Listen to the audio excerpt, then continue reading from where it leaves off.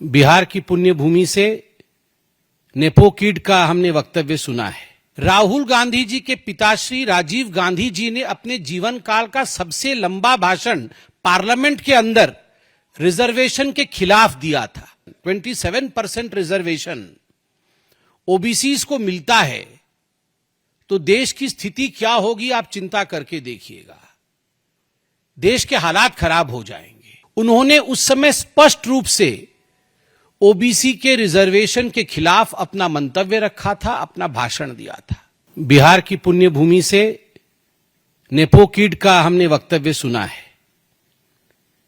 और मुझे तो लगता है नेपो किड राहुल गांधी जी का कहीं ना कहीं रिकॉर्ड प्लेयर वहीं अटक गया है।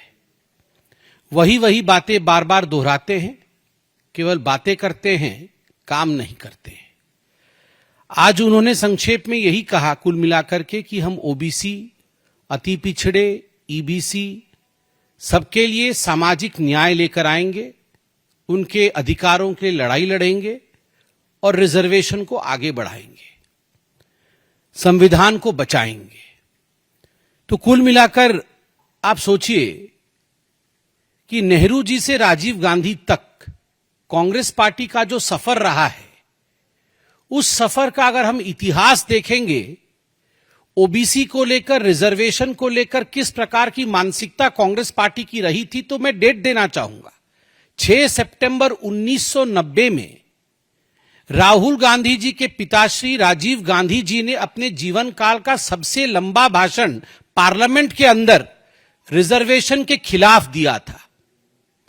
रिजर्वेशन के खिलाफ उन्होंने उस समय तत्कालीन प्रधानमंत्री वीपी सिंह जी द्वारा लाए गए मंडल कमीशन के रिकमेंडेशन पर भाषण देते हुए कहा था कि यदि 27% रिजर्वेशन, 27% रिजर्वेशन ओबीसीज को मिलता है तो देश की स्थिति क्या होगी, आप चिंता करके देखिएगा। देश के हालात खराब हो जाएंगे, टैलेंट कॉम्प्रोमाइज हो जाएगा और हमें एक कास्टलेस सोसाइटी की तरफ जाना चाहिए। हमें कास्ट को बढ़ावा नहीं देना चाहिए। उन्होंने उस समय स्पष्ट रूप से ओबीसी के रिजर्वेशन के खिलाफ अपना मंतव्य रखा था, अपना भाषण दिया था। उस समय पिताजी ने ओबीसी के खिलाफ कहा और आज नेपो किड एक अलग ही अंदाज में ओबीसी के पक्ष में कह रहे हैं। ये वही लोग हैं, सोनिया जी तक शासन चला, मनमोहन जी तो प्राइम मिनिस्टर थे, मगर बागडोर जो है वो सोनिया जी के हाथों में था। ओबीसी आयोग तक नहीं बनाया गया इन लोगों से। ओबीसी आयोग जिन लोगों ने नहीं बनाया, वो आज हमें यह भाषण दे रहे हैं कि हम आएंगे तो ऐसा होगा, हम आएंगे तो वैसा होगा। आप चिंता करके देखिए, इनकी जो अपीजमेंट की पॉलिटिक्स है वो केवल एक धर्म तक सीमित है। राजीव गांधी जी ने भी भाषण देते हुए सदन के अंदर 1990 में कहा था कि आप ओबीसी रिजर्वेशन मत लाइए, मुसलमान रिजर्वेशन का क्या होगा, मुस्लिम रिजर्वेशन के बारे में चिंता करिए। आज भी राहुल गांधी जी ने मुस्लिम रिजर्वेशन के बारे में बोला है।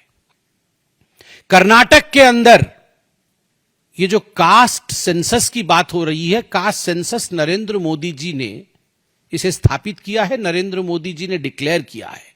हमारे देश के OBC prime minister Narendra Modi ji ने कास्ट सेंसस होगा इसका कुछ दिनों पहले ऐलान भी किया, पार्लियामेंट में यह घोषित हुआ। मगर कर्नाटक के अंदर जहां कास्ट सेंसस चलने की बात हुई थी, अभी तक उसके नतीजे क्यों नहीं आ पाए? क्यों दोबारा कास्ट सेंसस करना पड़ा? क्यों कांग्रेस के अंदर भी एक चुप्पी छाई हुई है? क्यों कांग्रेस के अंदर भी कहीं ना कहीं कर्नाटक में सुगबुगाहट है? क्या कारण रहा है कि कास्ट सेंसस के माध्यम से भी कर्नाटक में कांग्रेस पार्टी माइनॉरिटी अपीजमेंट में लगी हुई है? For more of such videos, do like, share and subscribe to ET Now Swadesh.